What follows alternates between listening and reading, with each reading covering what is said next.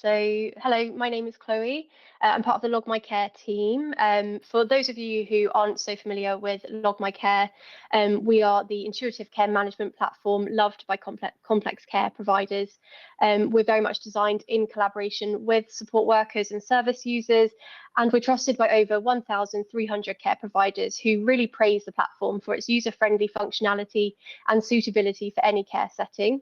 Our Carer app really accelerates daily care logging and streamlines information access, while the Care Office empowers managers with comprehensive oversight of the organisation's daily operations, which you'll get a true snapshot of in today's webinar. If you'd like to book a demo with us, do let us know after the webinar. We're going to keep this webinar super interactive, so keep your eye out for polls, and please do pop any questions you have in the chat, and we'll answer these at the end.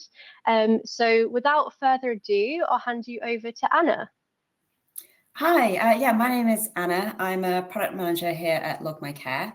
And this year I've been working on delivering positive behavior support plans, that's PBS, the incident management features, which we'll show you more of today, and outcomes and goals too, delivering more data-driven insights around managing an individual's goals.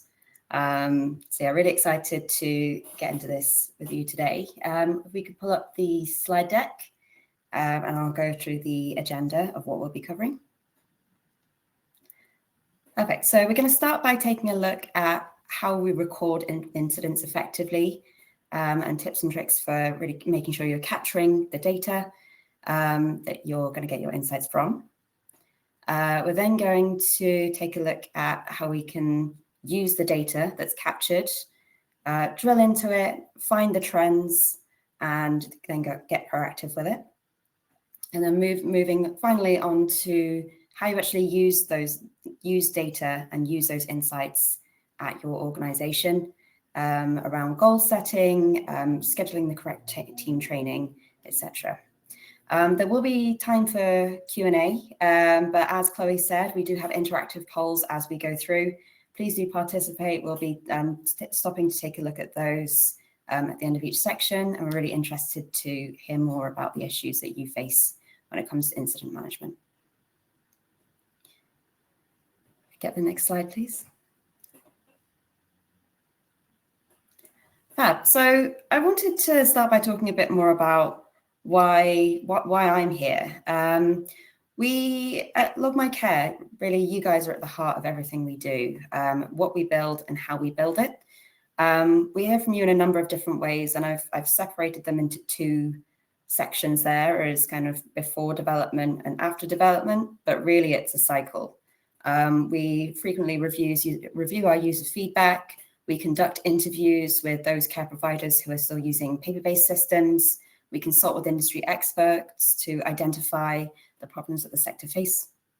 And after that, we're reviewing user feedback. We monitor the usage data and really gather the insights to make sure that what we've produced matches the requirements as kind of set by you guys. We really learned a lot from you whilst developing our incident management features. And I wanted to share what we learned about using incident management data at your services. Next slide, please.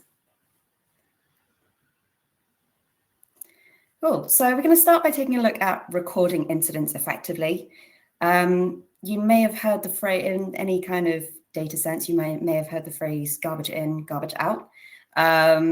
It really starts with how you capture the data. And when we were conducting our research, we heard myriad problems. Things like lost paperwork. I couldn't find the incident form, so I didn't fill it in, and now I've forgotten the details. Managers receiving incident case forms, and having to do some quality control and send it back to the person who completed it. Incomplete follow-up tasks get lost, tasks go missing. And another one we heard was around teams using two systems, so a care management and a separate incident management system. Team members often frequently forgetting to use a second system because they're taken out of what they're doing every day and then having to move on to a second platform.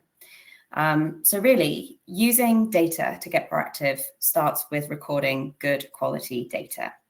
And we're going to take a look at how you can make sure that your data is being recorded effectively on the next slide.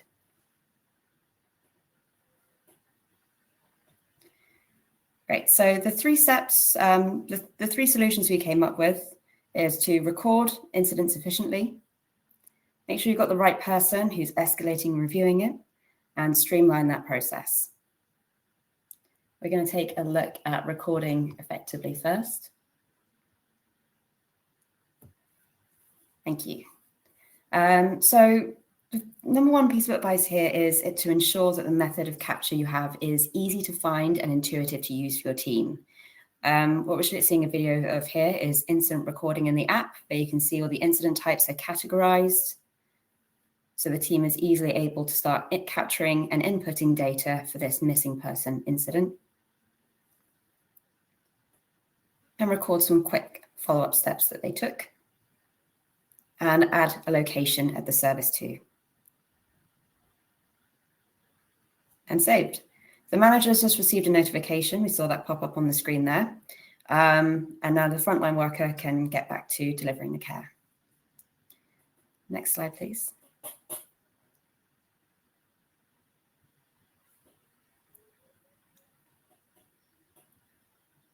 We go on to the next slide, please. Perfect. Okay, so in this, we're taking a look at, this is the care office, it's the care management side of the dashboard. If you could play this one on half speed, please. Slow it down.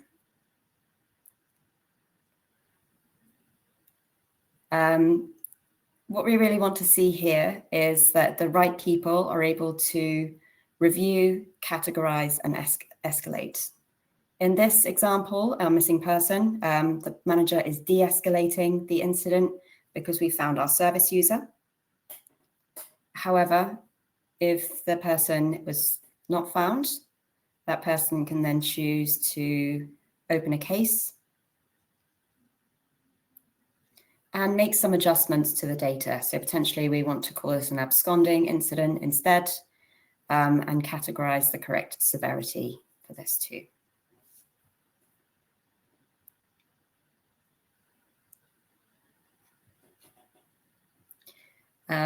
The idea is that a manager and a person with the correct admin access is able to do that early quality assurance step and make sure that you have the correct data from the beginning.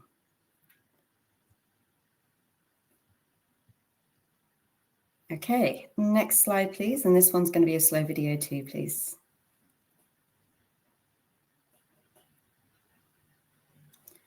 Okay, great. In this example, we have an ABC behavior incident, and we can see we've got some of the data filled out already. We have an open case, which means I've chosen to open this and review it. And we can see here all the data that I've captured as part of this case review, including the location, the severity, and as an admin, I can choose to escalate or deprioritize the severity. I can also capture the names of other supported people involved and other team members involved, and record restricted practices, including physical interventions and injuries. Here we can see I've recorded a body map.2 that was sustained during the incident, and I'm ensuring I'm being person-centered by capturing my supported person's opinion about the incident that happened.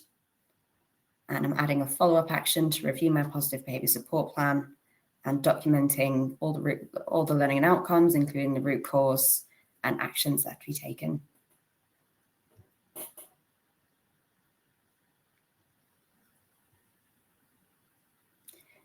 Oh, and we can also see that body map dot in more detail. So if I ever want to go back and looking at the case and see the injury that's been sustained and how that wound might be progressing, I have it all in one place in that capture. Next slide, please.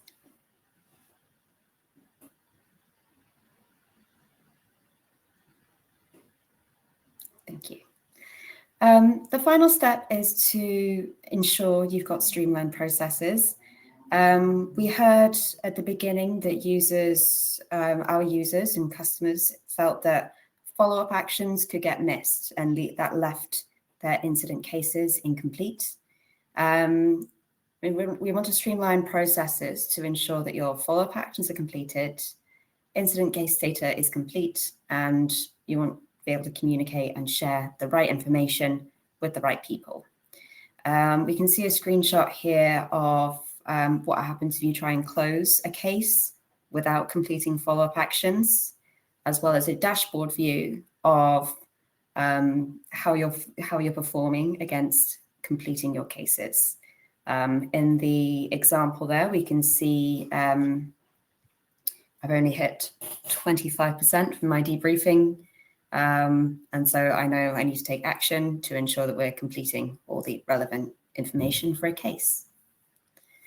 Right, let's pause there. Chloe, over to you on the next slide, please.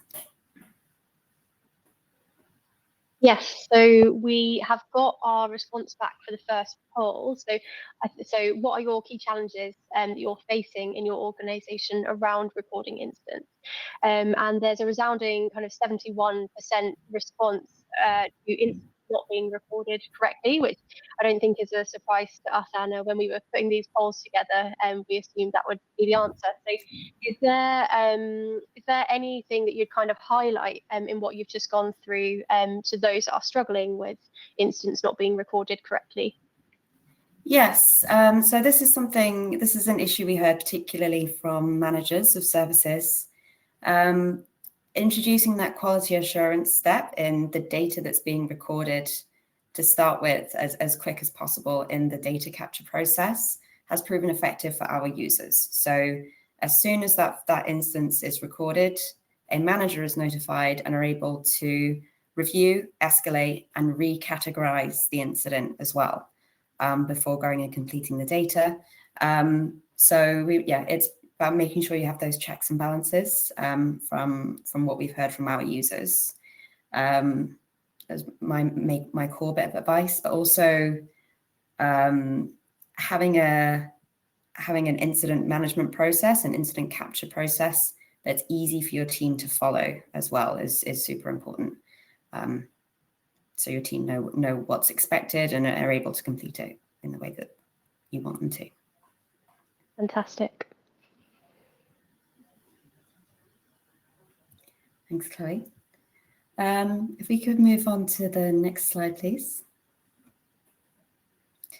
This is the second topic we're going to cover. So we've had a look already about capturing the incident data.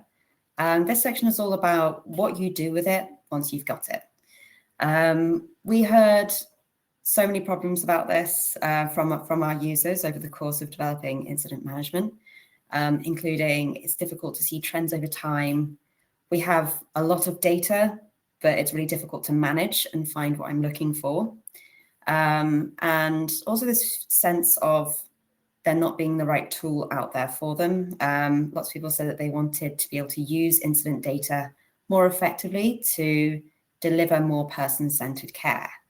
So the solution here is to understand more about what the data is telling you.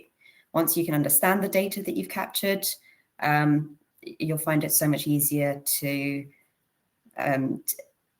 get proactive and use those insights. Next slide, please. Here are 3 easy steps. I say easy, they look simple, but you've got to have the right tools to help.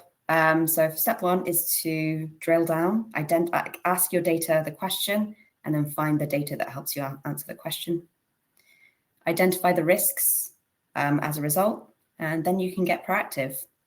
We have 3 real-life examples from our users over the next couple of slides. The first one is around behavior that challenges. So we'll just pause here for a moment. In this example, we have a service user. I'm a manager and I want to understand more about a particular service user and the instances of behavior that challenges. And this is how I use the tools to do it. We can hit play. Awesome. So here I'm taking a look at the date range. I can see all this data that's collected at my service. And I'm going to start drilling into it here by selecting my service user. Okay, plenty of data. What we can see here is that this person has by far the most incidents, the most type of incidents that recorded is the ABC behavior. So I want to drill into that a little bit more and pinpoint exactly what's going on with it. So I'm going to filter by behavioral incidents and then start asking more questions of my data. So here I've chosen to pinpoint location, and we can see very quickly that we have these peaks and troughs of behavioral incidents that happen while out in the community. So what I'm going to do as a result is review Jim's accessing the community risk. It's clear from this data that we have an increased risk of it being rare to possible. And I want to update all my plans here as a result. And I'm also going to speak with my service user and set a goal. My service users expressed that they want to improve how they manage their behavior whilst out in the community. And so we've put this action plan in place, and we're going to review the positive behavioral support plan as well.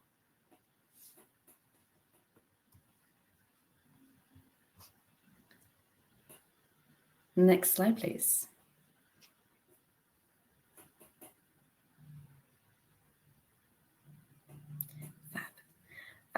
The second example I'm going to show you is around physical interventions. So again, if we can hit play, I'm looking at my incident data.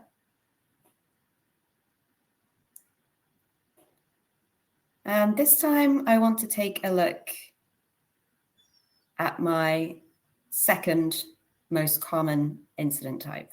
Oh, sorry. I want to see like filter by physical interventions applied. I can see how the data changes here and take a look. Sorry, Stu, can we hit pause and go back? I have a glamorous assistant behind the scenes.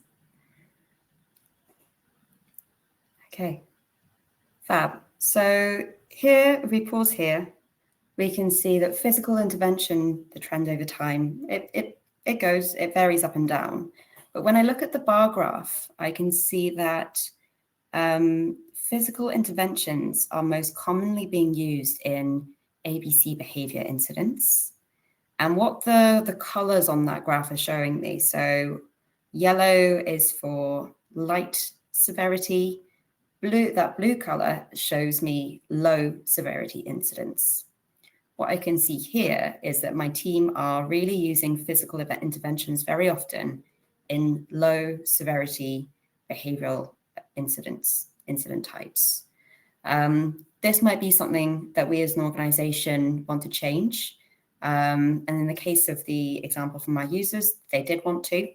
And they chose to implement some training for their team, including, we can hit play again, including physical intervention training, more training on behaviors that challenge, and you can recording that for the team members who completed it. So that's just what we're seeing here. We're adding first training for behaviors that challenge.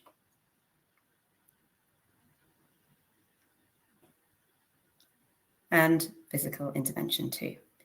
As an organization, we'd then hope and expect to see the use of physical interventions in lower severity incidents decrease by running the same tests of the data. The final example is on the next slide. And this one probably won't come as a surprise to most of you. If we hit play again, it's a hot weather scenario. Looking over summertime. And I really want to drill into the second most common incident type there, which is assaults. Okay. Very quickly, we can see this time peak of all my assaults are grouped together in 1 or 2 days. I know that happened to be a heat wave. And so as a result, I might want to use this data to make changes to my hot weather policy, or change the way we use our risk assessments and communicate with that team as well, with our team as well. Next slide, please.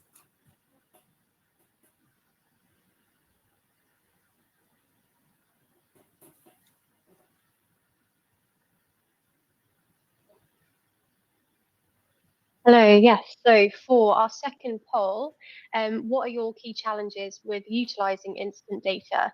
We actually had a few like high answers for this one. The top answer at 34% was I'm struggling to spot trends in my data. So is there anything that you would highlight to, enable people to better spot trends in their data? Yeah, absolutely. I think this comes partly down to the system you choose, but also the questions you ask. In order to spot trends, you have to be able to ask the right question, but also be able to see the patterns over time. In the examples we showed you there, you could always see the changes over time, and use time and date filters to pinpoint the data and spot the trends. So having and then applying the drill down filters really helps you be precise and see what the data is telling you. Yeah, so make sure you're using a system that helps you ask and answer those questions. Amazing. And then we also had a lot of people say that they had a lot of data, but they're really unsure of how to use it. Okay, understood. So again, what we try to do with Log My Care's incident management is give you the tools to ask the questions and organize it in a way that gave you clear answers. If you have a lot of data and you're not sure how to use it, again, it's best to start with the right questions, and set and know the targets that you're working towards. It's also good to, if you have a lot of data and you're unsure how to use it, it's worth taking a step back and going back to recording as well. So what is it that you're asking your team to record? Are you asking them to capture the right detail? What is it that you want to know? And then everything else will become a lot more organized and clear as well. Would be my advice. So when you mention questions there, would you say then, to give an example to the audience, if you're looking at your incidents, a question could be, okay, so are we seeing any trends in the location of these incidents? And then you kind of start with that question and then look at your data that way. Would that be the right approach to take? Yeah, absolutely. So are we seeing any trends in location? For example, am I seeing a particular increase in a certain, like the living room or a service user's room? Is there a change that's happened with that person that is kind of manifesting in a way that you may not have anticipated?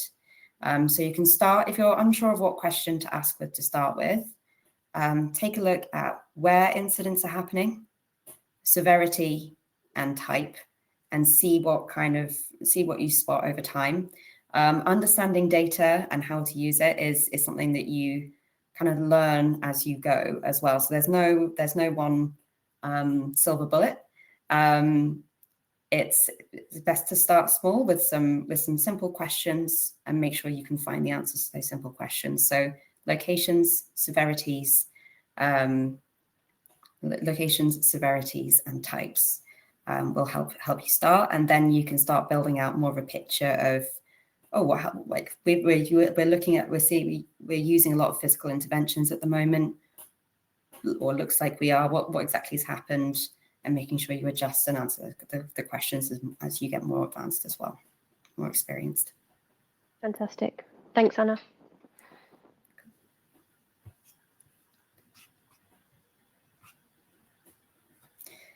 Nice. So I think we'll also give you some ideas of to expand on that in the next section as well. The third thing that we really wanted to cover is how you use incident data in your organization. We heard problems like, I want to use incident data to deliver more person-centered care. I'm not sure how. We want to be data-driven, but we're not quite sure how to do it. I think my organization is data-driven, but I don't know how we're performing against the metrics, or I don't know why we've set the metrics. And I don't know what the goals are that we are working towards. The advice here is to let the data help you set the goals, monitor the performance, and identify areas for improvement. And as always, make sure you're communicating as well. Next slide, please.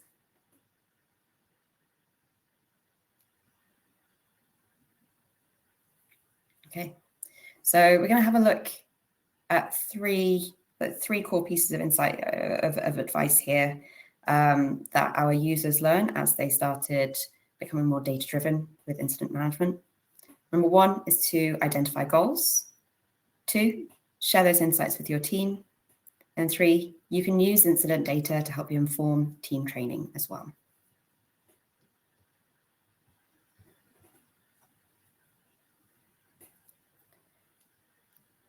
So we have on this slide, we've got some general advice about identifying and setting goals when you're being data-driven. The first one, so the four main points there: schedule regular data reviews. It's best to look at the data you're getting more regularly than annually, monthly, quarterly, as often as is necessary, but make sure you're reviewing it on a regular cycle. Number 2 is to set measurable goals. So a bad example would be to reduce use of physical interventions. That is so vague and almost unachievable, because there will be cases where physical interventions are the right course of action as determined by you guys, the care providers. A more measurable and actionable goal is in the first, on the organizational goal example there. Reduce the use of physical interventions in low severity incidents by 5% this month. So it's measurable, it's potentially realistic, we're starting with a small incremental change here. Another example, recurring incident rates are reduced by 10% this year. This is a common one. This sounds like I want to make sure that the same incident at my service isn't happening again and again. So we're not seeing this pattern of like the exact same incident being recorded every day. We want to see that our actions are working and seeing if we're able to, the steps that we're taking are having an impact.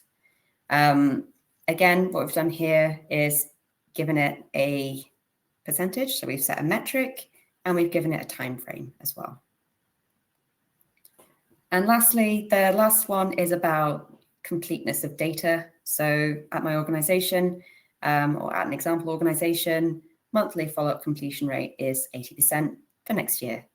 We want to see the case follow-up actions being completed regularly. We understand that 100% might not be realistic, but we want to see improvements from where we are now. So we've set a target of 80%. We also want to be able to track progress visibly. So we want to see how the trends go up and down over time. Hopefully you're meeting your targets over time, and be able to communicate the trends that we're seeing with the right people.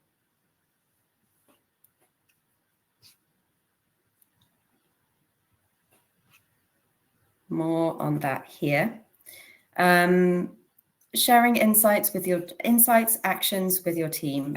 We can see here a PDF of that of the incident dashboard case, which we're able to share with managers and team members who are appropriate. in this example, I appreciate the screenshot's quite small, but in the bar graph, the line graph over time, what we're seeing is a big spike in living room incidents. Right at the end there, we've got a big upward spike. And so as a manager, I have made some changes to the team. I've used the data to say, hey, we're having more incidents in the living room. We have decided that we need more team members during meal times to provide more one-to-one time with our service users, because it seems to be a point of friction. What we have on the right-hand side there is a record of the changes to the team, a notice to my team saying, oh, we're making changes, here's why. So making sure you're showing the right insights and the right actions will help you communicate the data-driven changes and the data insights that are happening at your service.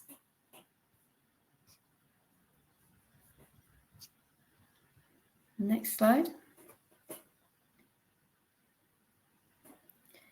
Here's the final piece of advice here is about team training.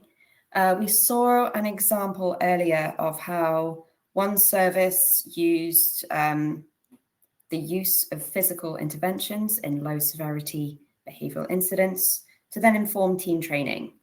A final way that you can use data from it, you can get proactive with the incident management data that you're capturing, drilling down into, is to use it to identify where you can upskill your team. You can use it to identify where you can upskill your team. You can also use that data to inform staff supervisions. Is there any trend in who is recording incidents, or who is involved from your team when incidents are happening? Is there anything you need to look at from the staffing side? And finally, you can use the data-driven insights to inform changes in policy and then communicate them effectively. So again, if you're seeing lots of incidents happening out in the community, maybe that means as an organization, you could take that to mean that maybe you need to change your staffing, or look at other ways to help your service users and facilitate their care and support whilst out in the community. So it's using the data to really pinpoint where potentially you could use it to help you pinpoint where you can make effective changes and identify if any changes need to be made.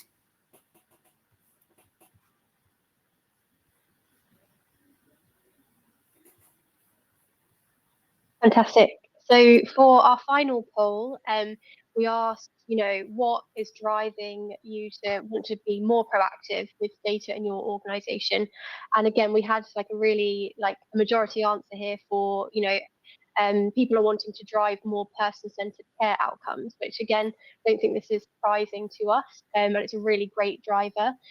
We've seen a few examples here around how, the data that you get from your incidents can help to inform things like positive behaviour support plans.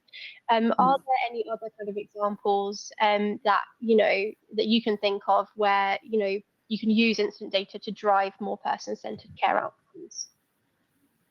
That's a really good question. Again, the experts on the subject are always the care providers themselves, who spend time with individuals who have they're individuals. There's a whole wide range of needs that we know our users provide care and support for.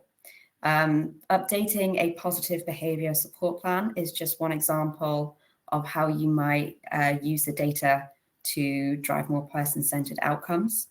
Other examples we've seen have been around more positive goal setting as well.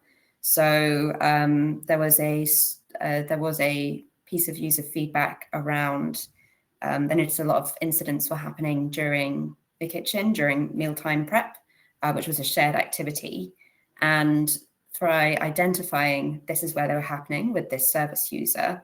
It opened up conversations in key work sessions where it transpired this person wanted to get more involved with cooking for themselves, and it became more of a positive conversation around facilitating those steps towards independence. So incident management can be, it is there as it's a safety precaution. You want to keep the person that you're, or the individuals that you're supporting safe.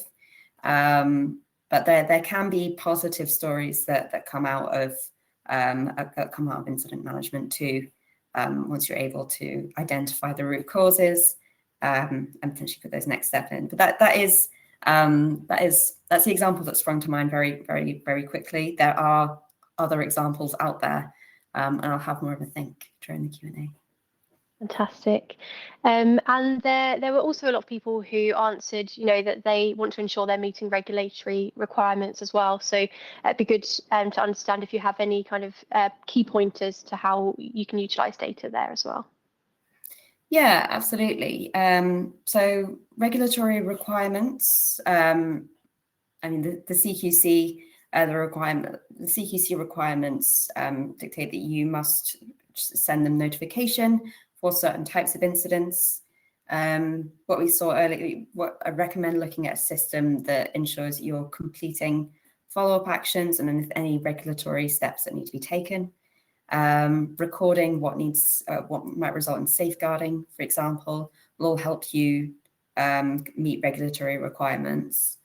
I suppose, now I'm thinking about it too, ensuring that you're we might describe it as completing the data set. This is really about, but if for you, it can mean identifying the root causes, making sure you're having the debriefing and putting those follow-up steps in place and showing the actions that you took as a result of an incident taking place and having that all to hand when when a regulator is inspecting. Fantastic, thank you.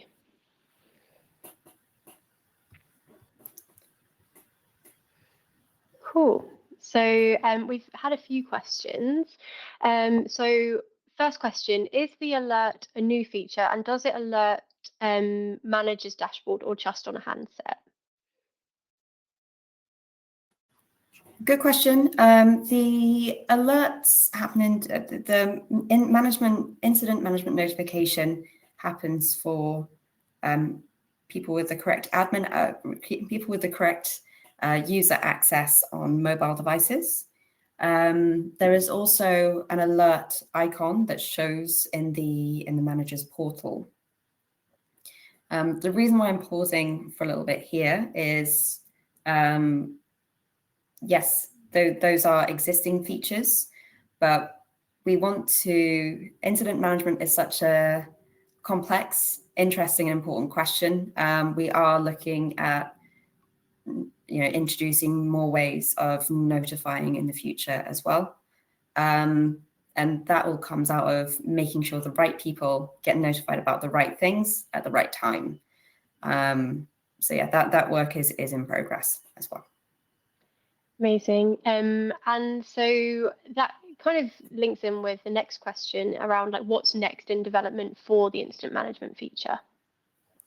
Yeah, absolutely. So collecting notifying the right people with the right information at the right time. We also had a lot of feedback around wanting to expand who the data is being captured for. We have been very focused as an organization on the making sure you have the tools to deliver service, deliver all the care, plan and deliver all the care for service users. But with incident management, there were so many requests to record team incidents as well. So any injuries that your staff may sustain whilst working at the care service, unrelated to the actual provision of care. So that's next up too. But yes, we are always open to hearing more about how we can best give you the tools to manage all this data. Amazing. And second question then is, how do you involve your users when creating new functionality? Yeah, absolutely. So we lots of different ways. We collect user feedback and review it regularly, and conduct interviews. This helps us determine what problems we should try and solve.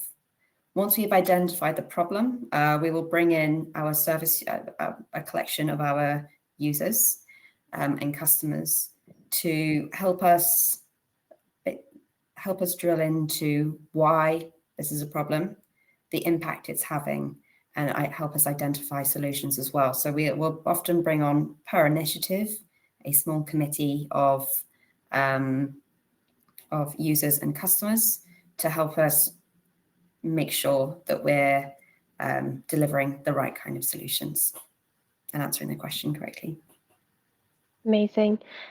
Final question, for anyone here who's maybe nervous about switching up their incident management platform or process, what advice would you give to them?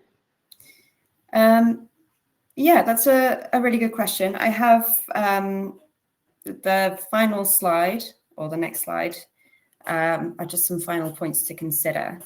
But what we've heard from users time and time again is not on here. It's to ensure that the system is easy to use and that your staff are able to pick it up and use it to ensure that it's intuitive, minimal training required. As for the points that we've considered today about how you can get proactive with the data for incident management, 3 main things. Start with good quality data. Start with good quality data.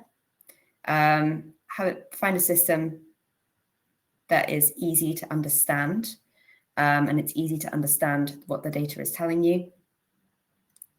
And how easy is it to use the data? Can you use the data in the new system to help you set goals, monitor performance, and identify areas for improvement?